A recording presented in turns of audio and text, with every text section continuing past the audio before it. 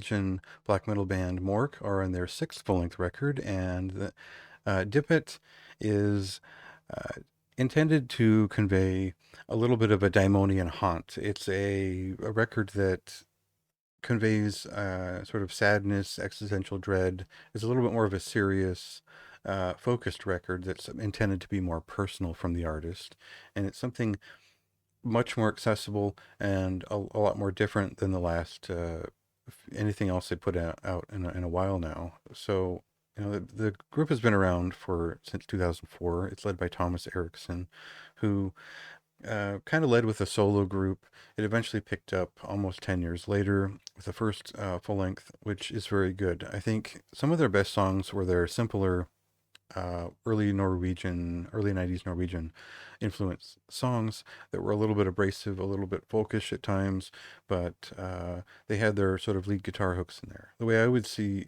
that sound and the way it's evolved is closer to something like Talk. And there was personality there, but the recording quality and whatnot was just all right. It was very classic, and if you're looking for something that's early second wave, go back to that first album from 2013, and I think there's some cool ideas there.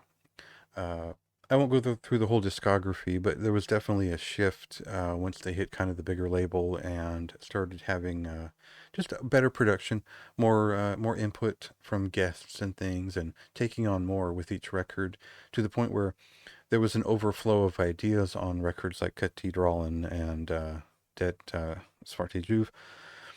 Uh, Even though those were probably their more accessible, better records for a lot of people who are just interested in kind of popular black metal that is easy listening.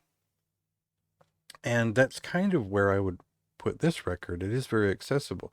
We'll get into a song here instead of listening to me jabber on, and you'll get to experience some of that more modern feeling yourself.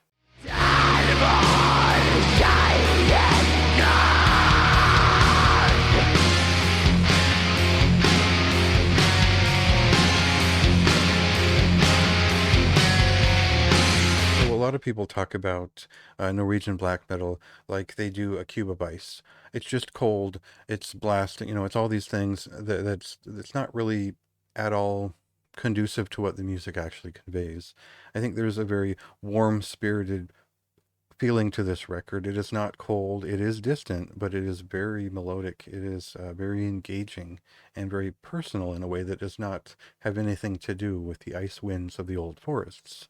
So, in my view, this was more maybe like a debilitating, the weight on the shoulders of this character that is haunting them throughout this sort of quasi narrative of this, and that lines up with the intent of the artist in some ways.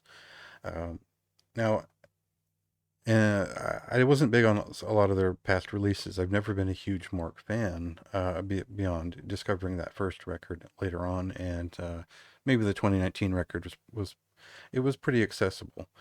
Um, this one is different. It connected with me in terms of a complete thought.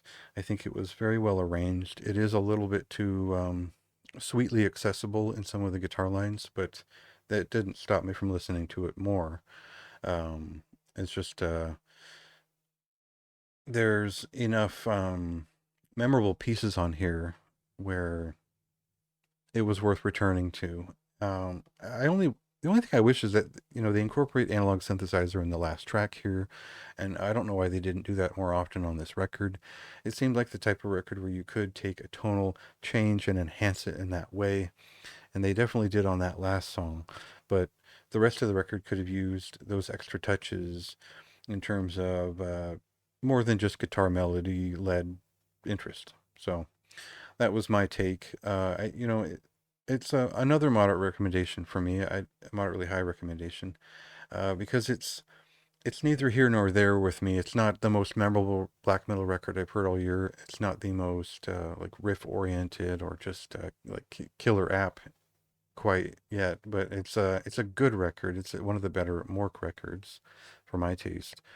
So I would still recommend it. Um, just I think that it didn't go all the way with the feeling It didn't go all the way with the hook, so there's room for improvement there still, but it was a good time.